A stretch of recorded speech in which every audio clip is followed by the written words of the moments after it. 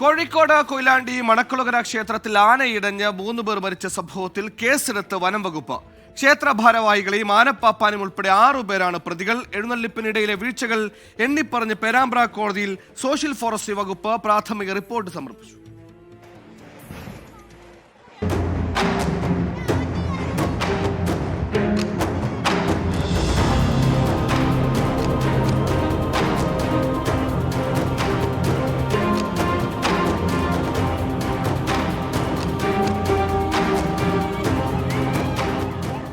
ആനയിടഞ്ഞുണ്ടായ തിക്കിലും തിരക്കിലും പെട്ട് 3 പേർ മരിച്ച സംഭവത്തിൽ പേരാമ്പ്ര കോടതിയിലാണ് social forestry Kozhikode division report സമർപ്പിച്ചത്.